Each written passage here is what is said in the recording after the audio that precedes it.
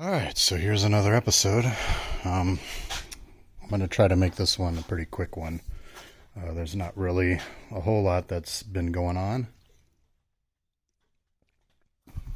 Basically waiting for parts. Let me go over kind of what parts I'm waiting for. So, I kind of mocked this up, and I covered it in my last video about how my boots are touching the shock. I do have new boots coming. They should be here actually tomorrow, according to tracking. So, I don't know how early that'll come. If that comes early enough, I may spend tomorrow afternoon switching these boots out so I can at least get this done. Another issue I'm having is so this taper misalignment spacer is pretty much seized into my spindle. The one from the other side, I've beat on it, I've heated it, I've made all kinds of things to clamp around here to try to press it out, and with the way this thing is shaped, I can't get it out. The problem I'm having is because of me not being able to get it out, the taper kind of gives you more room to kind of play with to get the spindle reinstalled. And as you can see, trying to get the misalignment spacer back into the uniball with very tight, I mean, you could see there's like no tolerance for, basically it has to go in one way to get that thing to go back in there, and it's not doing it for me. I've spent a good probably 3 or 4 hours just trying to get this thing out using all kinds of different techniques, and I mean, it hasn't even moved. So I ended up ordering a new uniball misalignment spacer. I'm waiting on that. The place didn't have the misalignment spacer. It was a taper in stock, so hopefully they're supposed to get them this week, and I could get those hopefully before next weekend, but it might not be until the weekend after. But we could at least get the boots redone on those and at least get the RCVs in. I have readjusted my starter wire away from the exhaust flange. You can kind of see it in there. But yeah, I think I've got that to where it's not touching. I haven't been able to get under because I've kind of got this stuff in the way, but I need to just double check that. I have the exhaust installed. There is still a little bit of a leak here trying to get these things tightened. Got to tighten them just a little bit more. I think I get a little bit in the front of that one and the other side, so I'll get those tightened back up, and then I don't have the O2s in yet. I've still just got the bung cap on there, but I can go ahead and get those installed and at least start running the wideband wiring. Probably do that next weekend. Let's see what else. I have the full cap back on. I have a V-band that's leaking. The exhaust kind of got a little tweaked. When I took it to the guy who kind of checked my welds and fixed some spots, I think it tweaked a little bit this way from the heat. So I'm probably going to try to heat up a section in here and try to pull that down and hopefully get it to line up better. I've got it all installed now. Let's go up underneath there. I can kind of show what exactly is going on. So this V-band is the one that's not fully seated at the moment. I think it's just kanked a little bit, but I'll play with that. Hopefully when I get the exhaust to angle back down just a tad, I can get that to seat. I think that's pretty much what the issue is, because as you can see, I don't know if you could see that dripping from that V-band. There's a small moisture drip there, so that one's probably not fully seated as well. I did buy some kind of exhaust sealer stuff, because I've been hearing that even with a V-band, even with the V-band, I've been hearing that they still can leak, and that one wasn't tapered. That one was just flat V-banded together. So I've got some RCV or RTV exhaust kind of gasket maker, and I'm going to go ahead and do that on the V-bands once I kind of get everything where it needs to be final. You can see that's kind of how I could tell it's bent up a little, is I don't have my clearance right here. It's actually hitting the transmission pan. It's not really the end of the world. These transmissions run pretty cool anyways, but I definitely don't want that touching. So I'll probably heat up a section over there and then try to get that to bend down a little bit.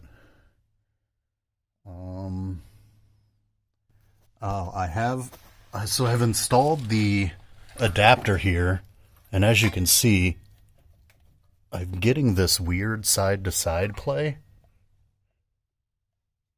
and I have no idea why. Everything's new in there. The bearing preload is I have it to the tightest of spec, so I should really have no play in that. So I'm really not sure what's going on. I didn't have the play when I had it sitting on the jack stands, but then again, it wasn't necessarily mounted solid to where I could move that back and forth. So now that it's pretty solid mounted in there, I don't really know what's causing that. And if you remember from my earlier videos, I had that same play before I took it apart, and I was thinking that was because the bearings were worn out, but there's brand new bearings in there. So I'm not sure if that's just normal, which is really odd to me that would be normal, but I mean, you never know. I don't know if there's a bushing inside here, maybe, and that's what's giving it a little bit of play, because the original drive shaft was just bolted on both sides with like I believe it was a Resepa joint built into the drive shaft. So I don't know if there's some type of dampener in here, maybe, but I mean, I get no in and out play, which I shouldn't, because I have the crush washer crushed to spec. It's only the side to side,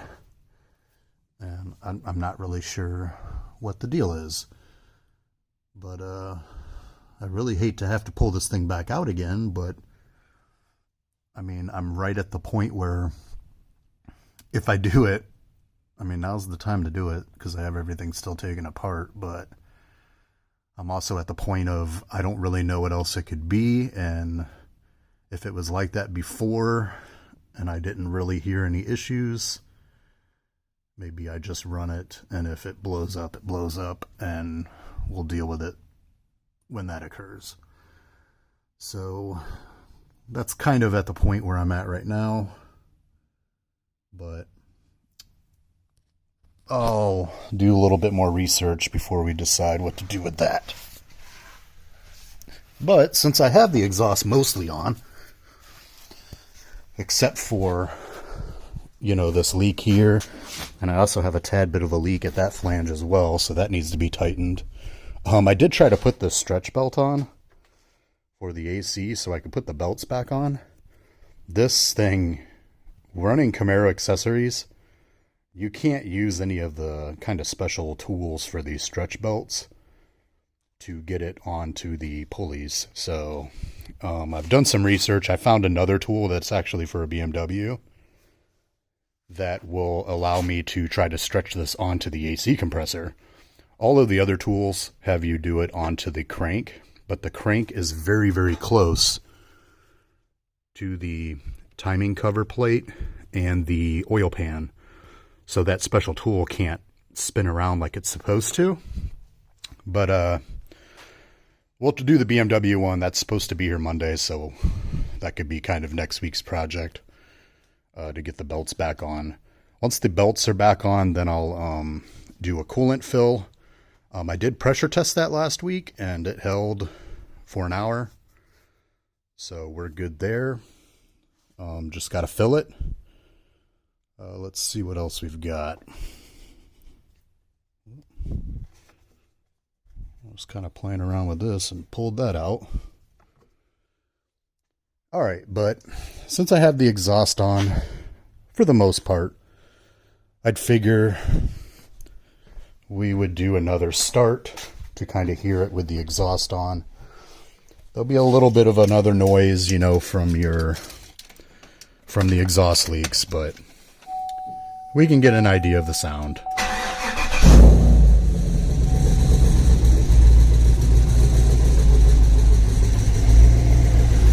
yeah, you can hear the clanging of the V-band down there that's not fully seated. That's that noise right here. Let's kind of go around. Nice and quiet up here.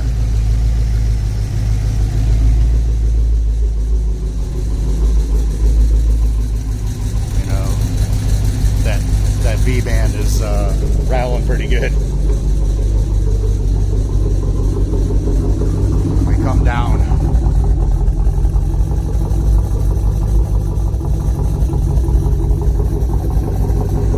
Definitely can hear that lope in there from the cam.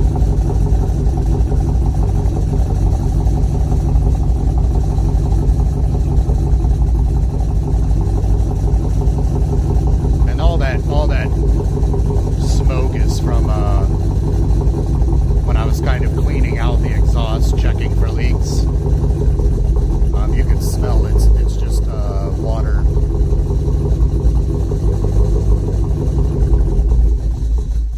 Whoop, it died.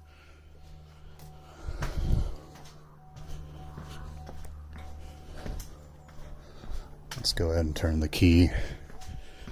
Probably died out because I don't have the alternator hooked up. I don't know how much more power this battery has, so it's probably not able to run the fuel pump and stuff for very long. I haven't had the charger on it in a while.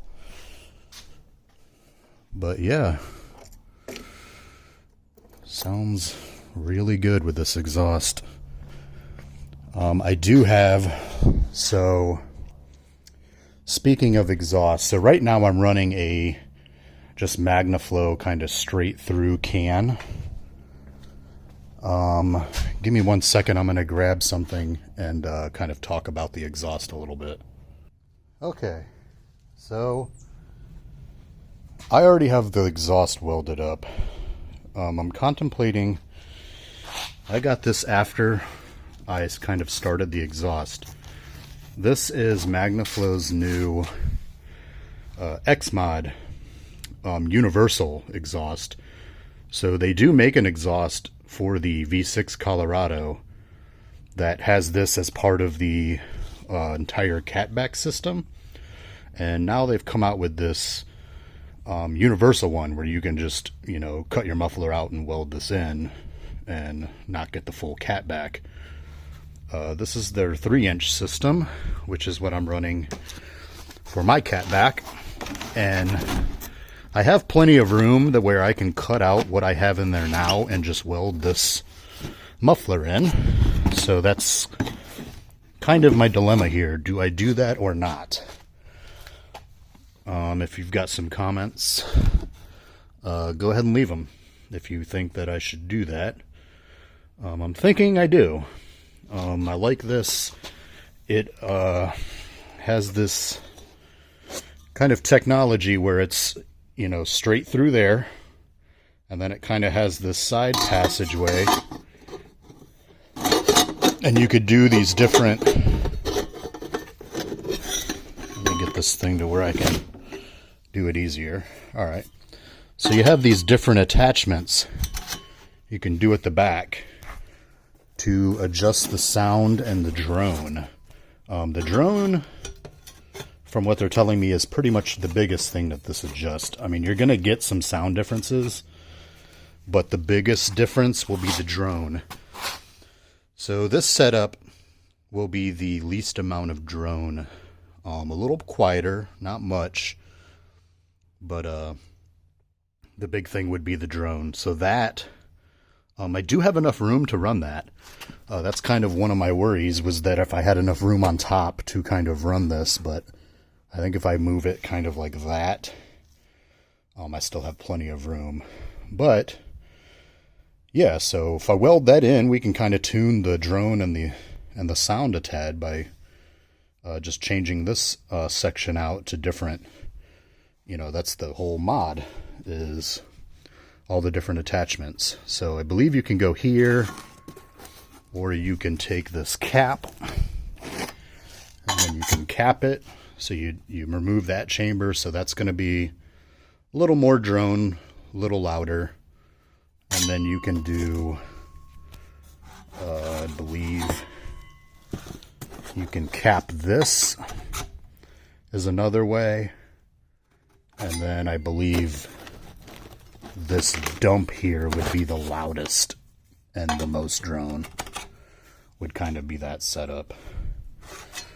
But yeah, let me know what you think. More than likely, I'm probably about 90% ready to probably just cut out the muffler and do that, especially since I'm waiting on parts. I've got some time to kind of do that and throw that back in. The catback's pretty easy to remove, especially with the way I'm running it. With this axle dump, doesn't take much to kind of pop off the few clamps and pull it down. So that's more than likely what I'll do. Let me know your thoughts. And that's kind of where we're at right now. Once again, I mean, these last little kind of touches are